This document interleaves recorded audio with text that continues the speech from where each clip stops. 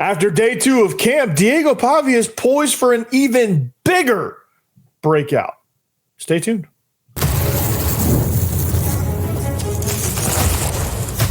You are Locked On Vandy, your daily podcast on the Vanderbilt Commodores, part of the Locked On Podcast Network, your team every day.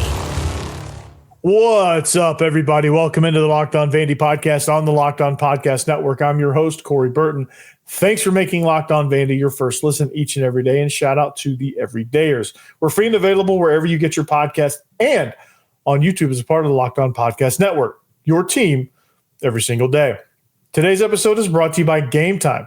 Download the Gametime app, create an account, and use code LOCKEDONCollege for $20 off your first purchase. Well, it's on today's episode, as we get you into the weekend, day 2 of camp is complete. Things are rocking and rolling. We're inching towards full pads, which means we can start talking a little bit of defensive football and figuring out what these linemen have to offer, what these linebackers have to offer, what the running game has to offer. We can get all of those questions answered even better when the pads come on. So we're getting one step closer to that. But for now, it's just going to be routes on air, one-on-ones, 7-on-7s, things like that. It's all about execution. It's all about a clean operation. It's all about timing. It's all about understanding assignments, things like that. So with all of that, it's been very sharp, very clean for Vanderbilt, despite the awful weather. So the reports coming out of camp have been outstanding. The quarterback room is it's a Vandy State Aggie door quarterback room right now. Diego Pavia is looking extremely sharp. Not that there was any doubt with that. There's no competition, but he still looks he looks sharp. He's getting better on all the small things he wanted to work on, like his footwork, his timing, his ball, the ball placement when he makes throws, understanding the concepts and where throws need to go. That, and the other. He's improving that. Blaise Berlowitz had another strong day in his battle for the backup quarterback job. It seems as though everyone's kind of lagging behind or fading backwards a little bit, and that's probably more of Blaise Berlowitz taking that job and taking control of it versus those guys faltering, because I think there's some pretty good things about the quarterback group as a whole. But I think just Blaise Berlowitz right now is separating himself. So very, very, very intriguing stuff when it comes to camp. Some of the defensive guys, they're starting to kind of show out a little bit. I think in some scenarios where they're able to, you're starting to see some guys kind of light it up. And, of course, Eli Stowers gets another preseason honor. He makes the media all-SEC team, so that's pretty good. And the photographer got a really nice artistic photo of Eli Stowers, so that's quite impressive. But like I said, man, like going back to Diego Pavia, one of the things we looked at, okay, we looked at a lot of things as he was doing his media tour, his WWE promo tour. I should really it is probably more aptly named. We talked about, you compare him to you get him on these lists and you compare him to Mateer, you compare him to Sellers, you compare him to Nussmeier, Arch Manning, TJ Lagway, the upper echelon quarterbacks, and where does he stack up? Well, as far as production goes, like the production to potential ratio, I think last year was outstanding. He produced a lot for, being banked up, not having elite skills when it comes to downfield accuracy and pocket awareness and things like that. Everything you need as a pocket passer, like for not having those skills fully developed. He had a really, really nice year. And coming into this year, things change, right? And the whole narrative is this, and I think it's a lazy argument right now, and it'll be a lazy argument until Diego Pavia proves that it's not, and until Tim Beck proves that it's not. Because the argument is this: the league has figured out Diego Pavia, right? That's the argument. That's why people are saying that, like, oh, they're gonna figure out Diego Pavia, he's trash, right? And in my episode with Chris Marler, I put Diego Pavia on even footing with Lenore Sellers. Now, truth be told, it's a lot closer than a lot of people want to admit as far as those two quarterbacks are concerned. I think Sellers has a higher ceiling because he's younger.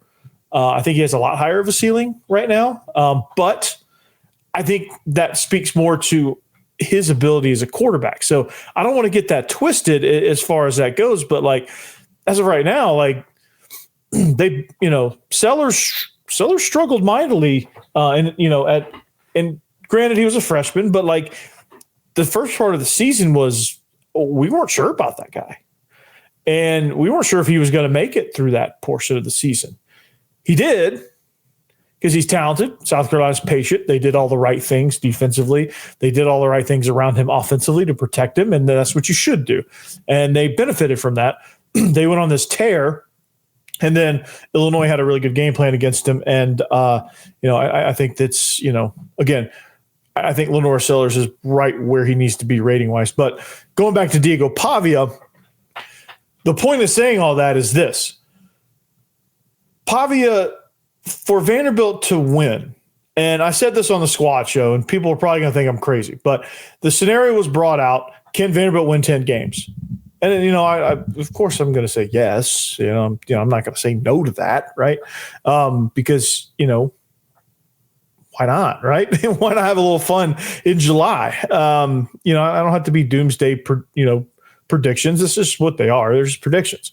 If the quarterback of the team is confident, if Clark Lee is confident that we have all the pieces to have a really good season, until we don't, it's fine. But one of the things you have to evaluate when you look at what Diego Pavia needs to do in order to make that happen, like if Vanderbilt's going to win 10 games realistically, we knew Pavia was going to have more presence from the pocket, more of a threat from the pocket, getting the ball out quicker, getting the ball placed accurately, making those deep throws on time, being more efficient with his release, being more efficient with his footwork.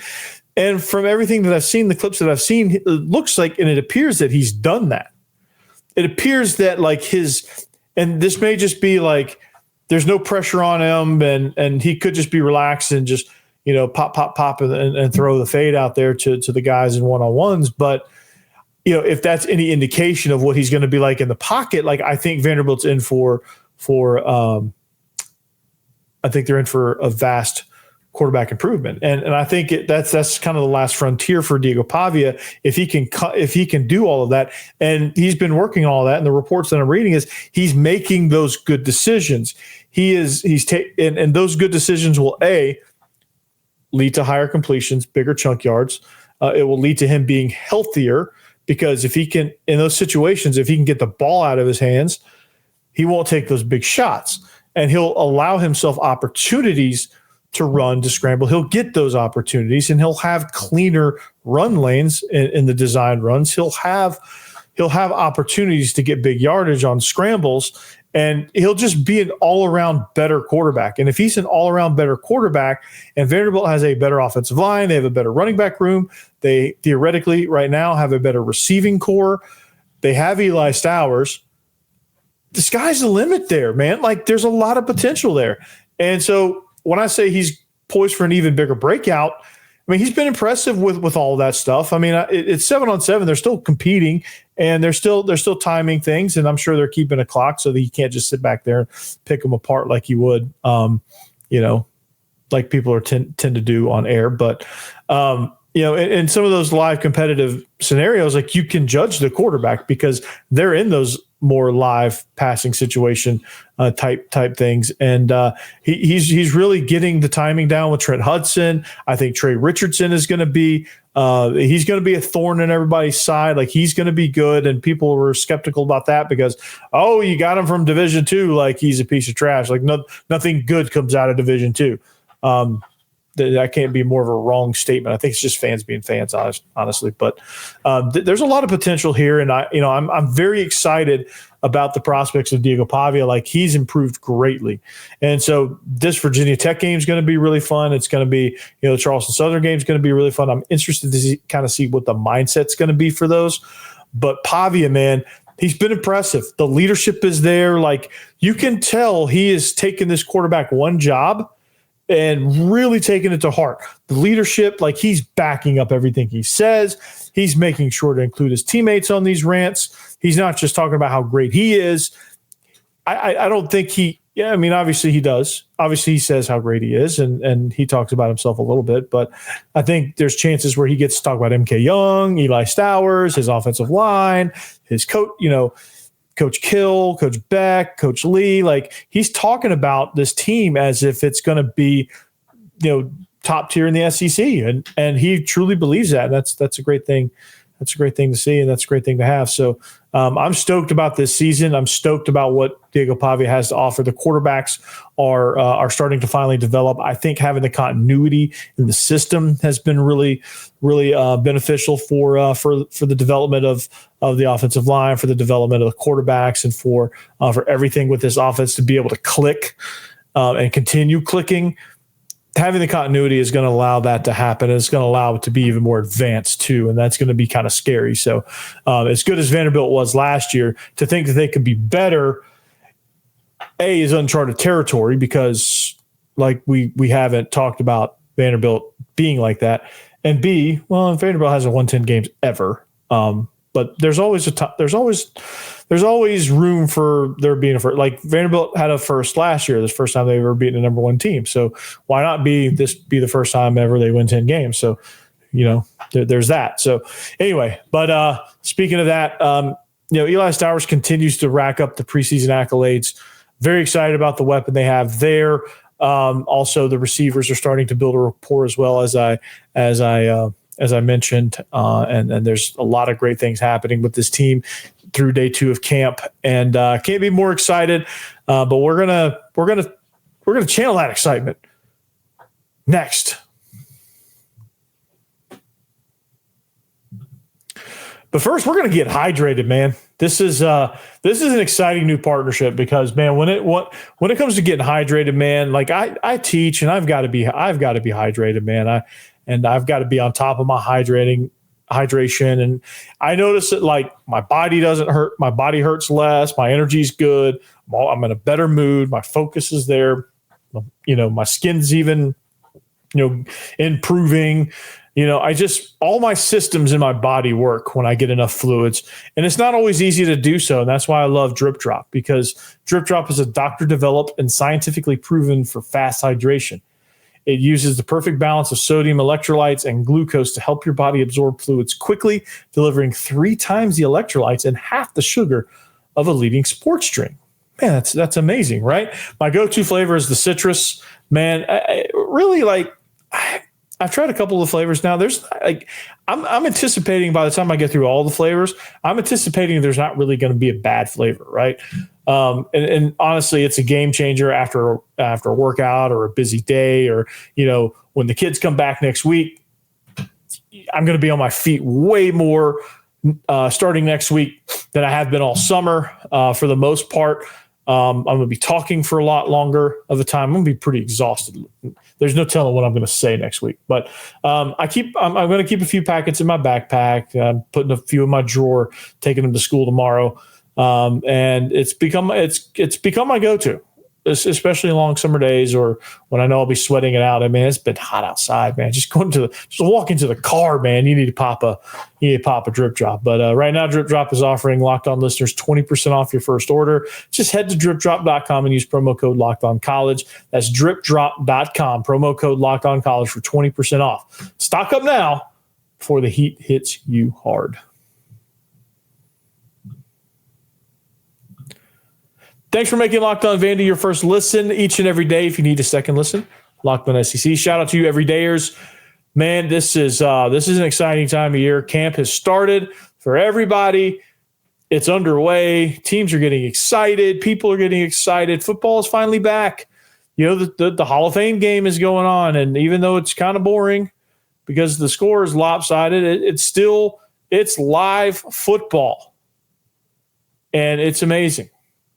And college is right around the corner, and everything is there. So all your coverage there, Locked On SEC is the place to go. So Eli Stowers, this is kind of the last hurrah of the preseason accolades. Like, I'm sure there would be a few things come out, but for the most part, it's now into camp mode where everyone's just focused on what's happening at practices.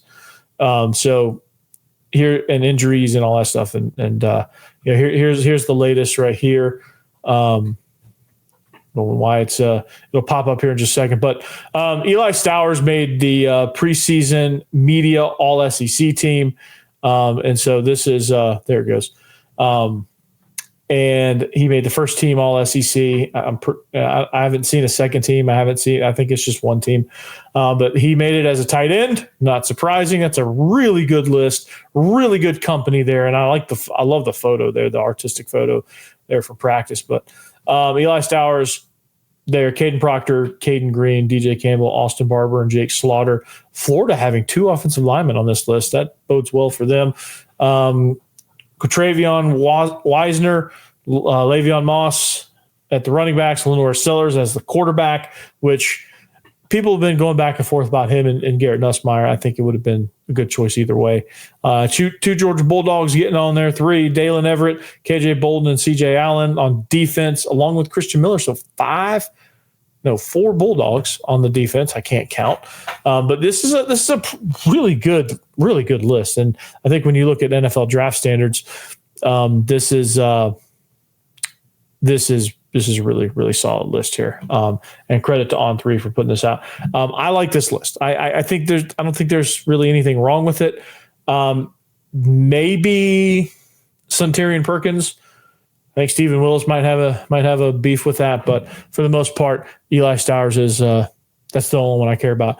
And he's and we talked about this on the last episode. He's on this Locked On Top 100 here at number 81. So he's getting well thought of. And like I said previously, the fact that Vanderbilt players are getting recognized says, hey, the quality of the players are improving.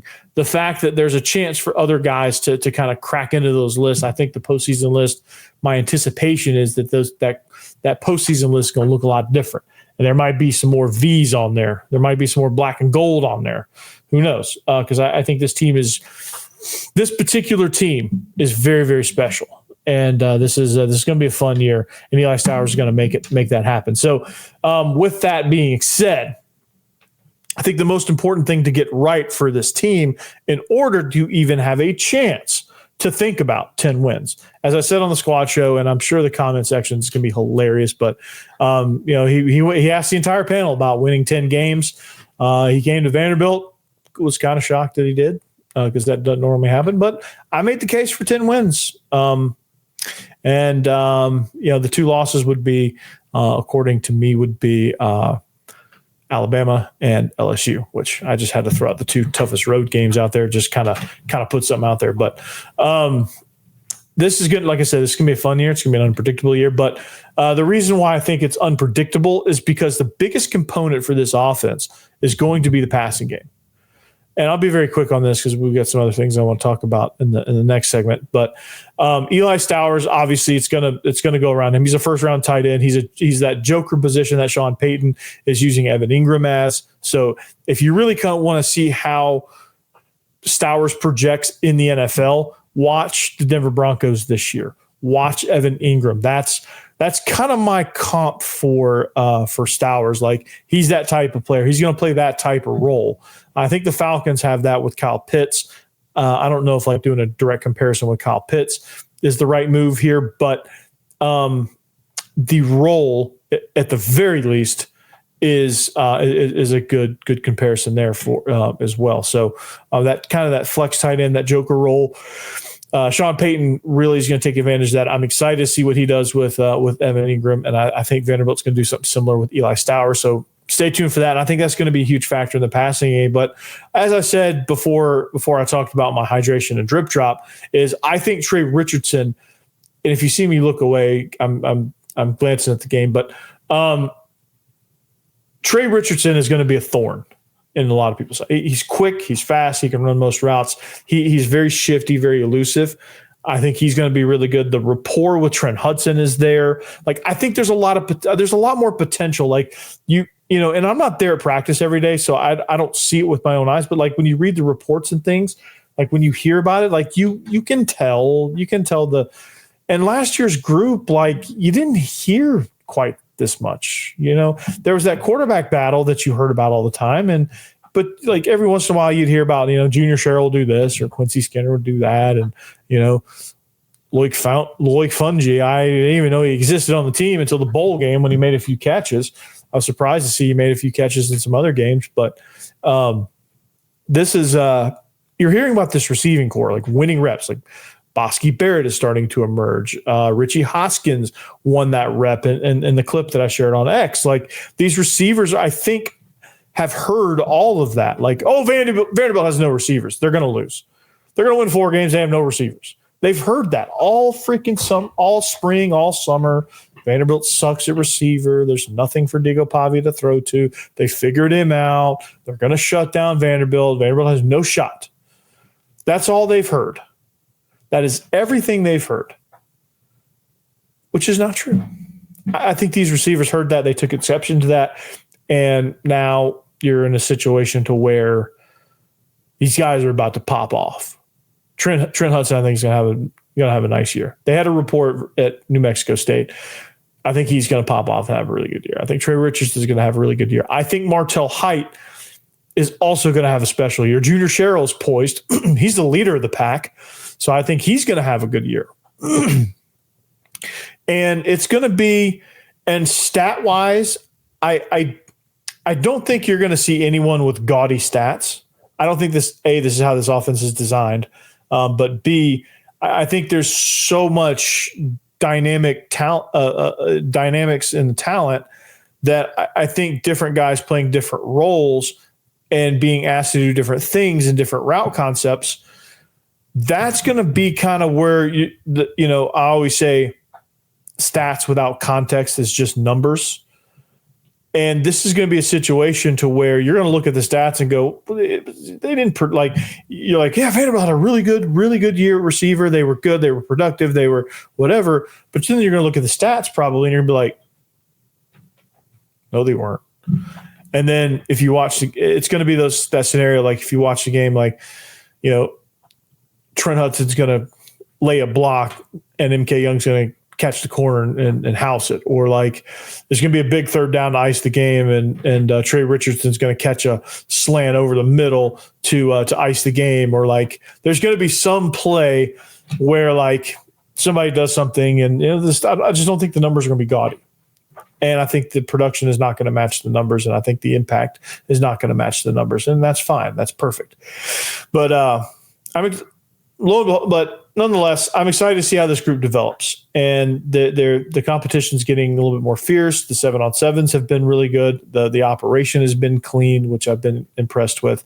I've been happy about. So this is they're off to a good start. Usually you hear with Heat, you hear about all these dumb penalties, procedural stuff that goes haywire because they can't handle the weather. They're out of shape. It's early. Like you're hearing mostly like reports of, hey, this operation's running smooth, it's clean.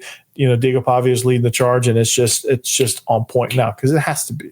So, but lots of great things defensively as well. I don't want to leave out the defense completely on this episode. I want to give them a little shout out, but when the pads come on, they'll get a lot more of a shout out later on. But we're going to talk defense next.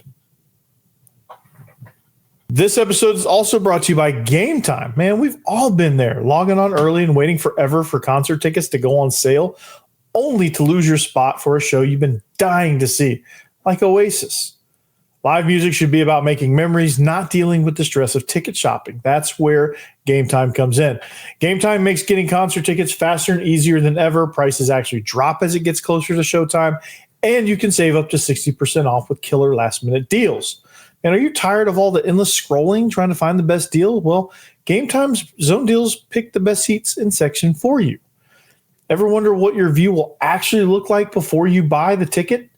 Well, the app, it gives you a panoramic seat view, so there are no surprises. With Gametime, the price you see is the price you pay, no hidden fees. And if you're worried about what happens if plans change, well, the Gametime guarantee has your back with cancellation protection and more. So take the guesswork out of buying concert and show tickets with Gametime. Download the Gametime app, create an account, and use code LOCKEDONCollege for $20 off your first purchase. Terms apply. Again, create an account and redeem code LOCKEDONCollege. That's LOCKEDONCOLLEGE for $20 off. Download the Gametime app today. Last minute tickets, lowest price, guaranteed.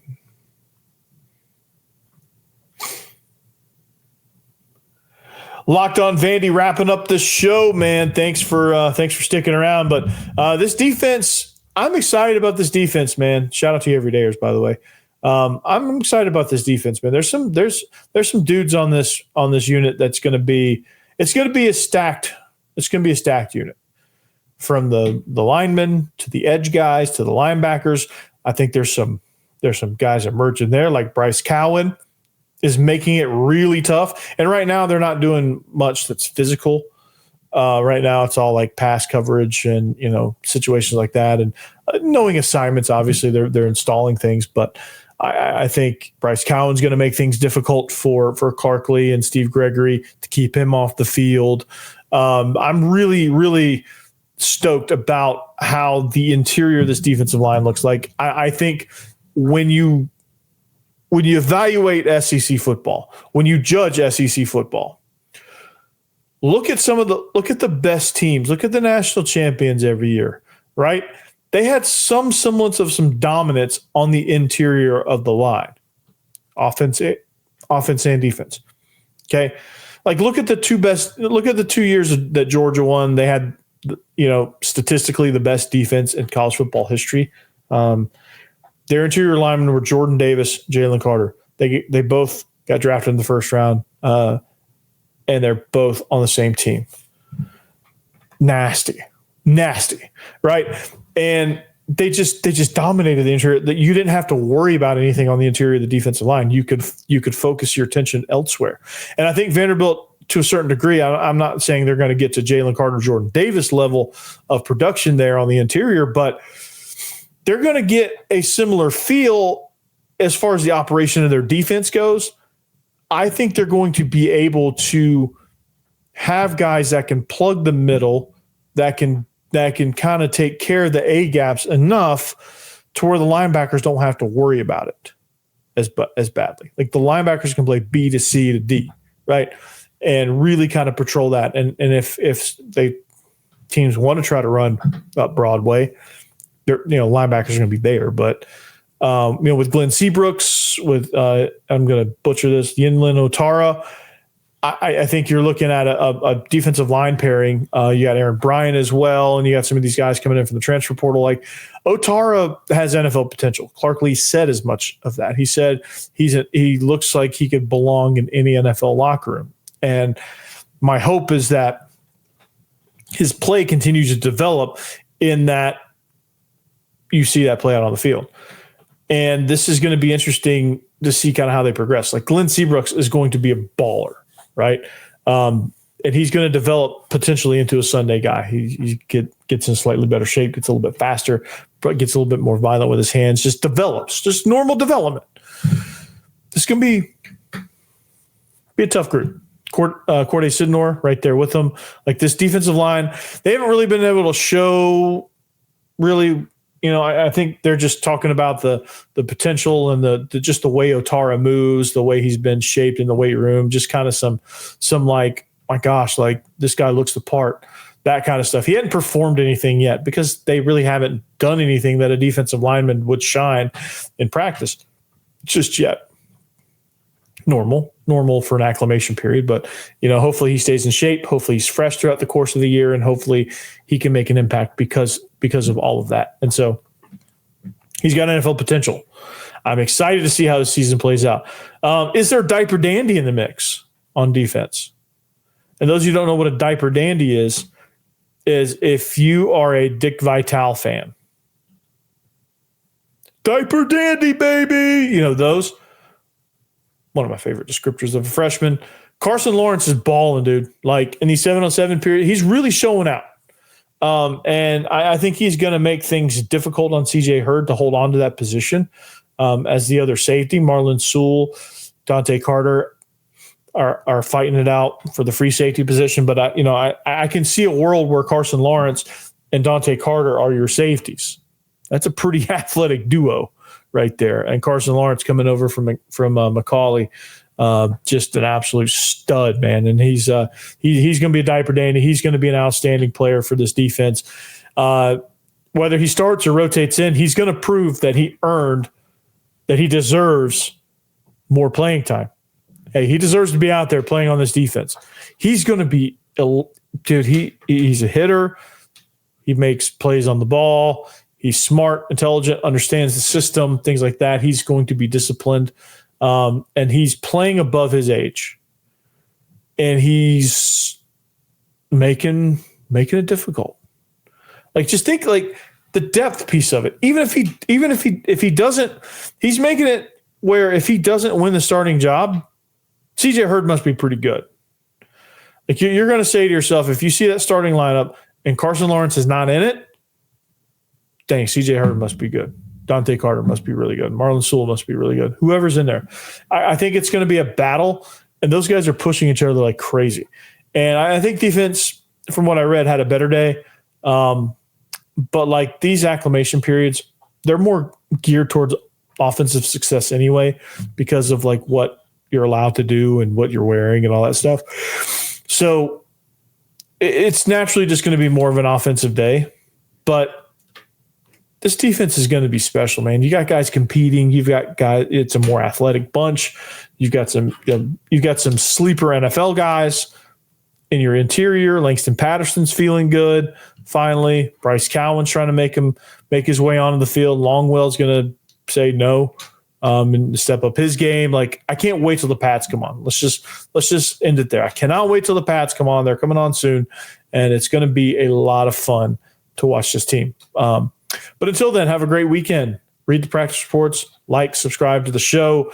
All the guys, all the people writing the practice reports, you're doing a hell of a job. I love it. I love reacting to it. Your work is phenomenal. I've read it from all the outlets, so I'm not going to shout out one particular person. I've looked at all the outlets, and everyone's doing an amazing job with that. The coverage has stepped up mightily, which means Vanderbilt is important enough for the coverage to be stellar. So I'm excited about that. I'm excited about the direction of this thing. This whole media surge is outstanding, man. I'm not competing with any journalists or anything, so I can give them some shine. I'm just reacting to their work. I'm giving my opinion based on their work, and they're doing a phenomenal job. So I can't take that away from them. But anyway, have a great weekend. Anchor down, and stay cool. Peace.